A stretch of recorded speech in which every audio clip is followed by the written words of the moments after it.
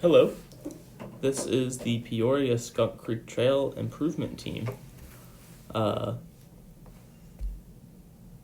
so our project was we had an area in Peoria, Arizona called Skunk Creek, and it is a floodplain of Skunk Creek, and right now it is not a particularly inviting or well-used public land, and our task was to come up with feasible solutions to improve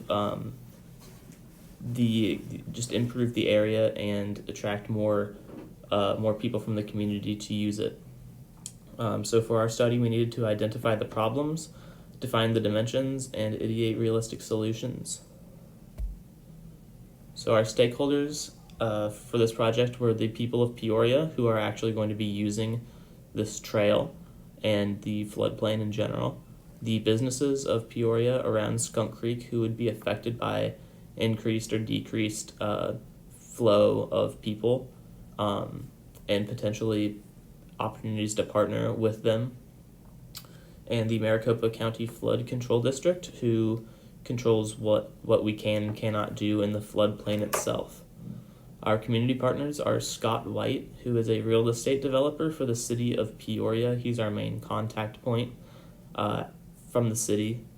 And then Stephen Russell is the Project Cities program manager at ASU, who works with us and with Scott to keep the project moving, because this project is for both EPICS and for Project Cities, which is another organization at ASU that does projects like this.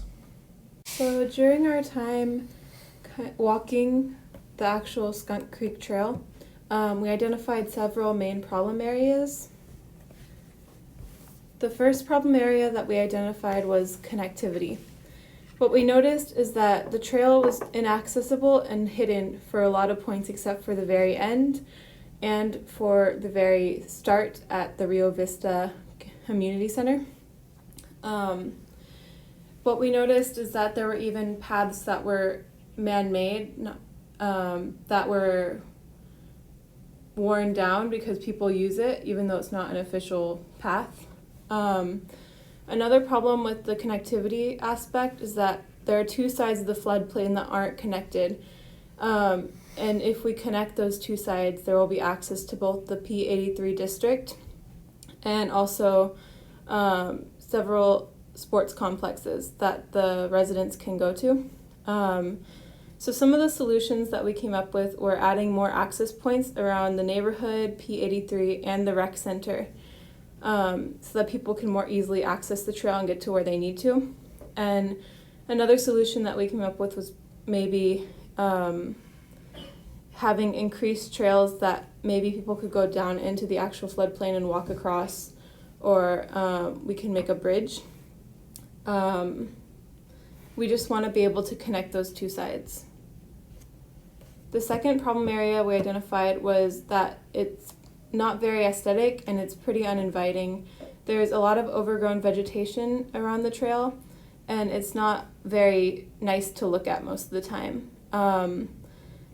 There are poorly placed signs and utilities. I believe there was a welcome sign with a bunch of warnings on it, and then at the very bottom it said, like, enjoy your time on the trail, and there was also dog poop bags right next to it. We want to have signs that are more inviting for people to come in and want to use the trail instead of just being a bunch of warnings. There are a lot of unpaved areas and rough concrete, so that's pretty also not very aesthetically pleasing to look at, especially when you're walking by it for multiple miles. There's no structures or shade, no water fountains of any kind. So some of the solutions that we have come up for this is to maybe landscape the trail a little bit more and come up with a park theme, so that way it's a little more unified and it shows some more character. We want to remodel the signs with welcome information, and also we want to make it a nicer place to go to, so maybe have some facts about the trail too. We want to be able to put murals under overpasses walked under 2 overpasses that were very bare. And we were thinking that maybe we could have local artists come in and help to redesign and make it more aesthetically pleasing. The third problem area that we identified was underused space. There's actually a very large area of floodplain that is unutilized right now, but due to current floodplain restrictions, we cannot have any permanent structures in that area. So it just sits there dormant. Some solutions that we've come up with is maybe expanding the riparian area at the beginning of the trail into the barren area, or trying to change the regulations to allow for the development of active recreation areas. For this project, we identified several impacts on the community that would be caused by any renovation or improvement of Skunk Creek Trail.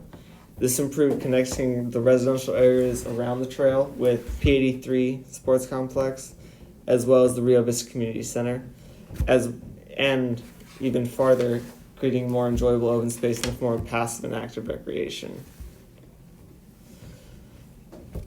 To identify how the community would feel about this and how it would impact them personally, the project studies team sent out a survey to residents of Peoria in which we were allowed to include several questions, all of the relevant ones being posted on this project.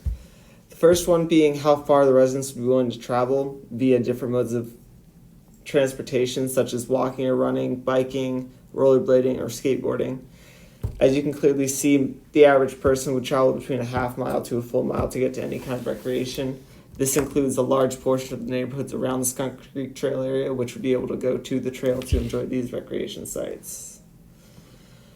The next set of data shows the number of residents who believed they would benefit from additional passive recreation sites and the number of residents who actively went to passive recreation sites in their community. Clearly, the data shows a large amount of people did often use passive recreation sites in their area, as well as an even larger amount wanted more passive recreation sites in their area. This data shows the number of residents in Peoria who would appreciate more active recreation sites in their area, as well as the number of people who actively use these recreation sites. As you can see, the numbers are a little bit lower than the passive recreation sites. However, this could easily be explained by the fact the survey went out in August, when most people don't want to be active in Arizona. Based on these prior problem areas identified, we put together 3 tiers of plans, bronze, silver, and gold, with bronze costing the least and gold costing the most. 2 of the plans, the silver and the gold plans, include a walkway across the floodplain basin from the neighborhood to P83, which would greatly fix the connectivity issue. So we suggested a dog park so people could bring their dogs and have their dogs be part of the community. Bridges will help the connectivity issue. Ramps and additional access points will help the trail connect to the Rio Vista Park area that's already developed, which is currently very tough to access. We suggested an amphitheater in one specific space we had in mind, so there could be community concert venues and other events like that. We suggested gazebos so people had a shady place to go hang out on those hot summer days, and plenty of shaded rest spots so people don't face injury from heat along their walks. This would be a safety concern as well. The water fountains would also address that similar issue. When we walked the trail after we left the Rio Vista Recreation Center, there was not a single water fountain or restroom the entire way, so we would add many more of those.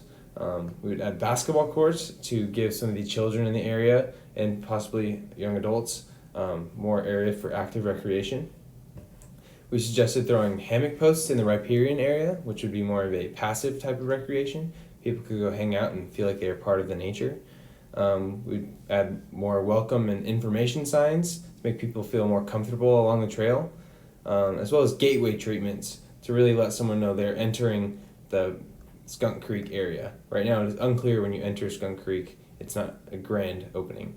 We'd landscape several areas to make the overall aesthetics of the park better, as well as maybe potentially add a frisbee golf course, another form of active recreation. We suggested bridge murals to go underneath the overpasses, so to eradicate the ugliness caused by the concrete, as well as get local artists involved with the beauty of their surroundings. Here's a picture of the bronze plan. All of these maps were given to Josh Lohman, so he should have access to those. so you can see them better. Here's the silver plan, and here's the gold plan. Thank you.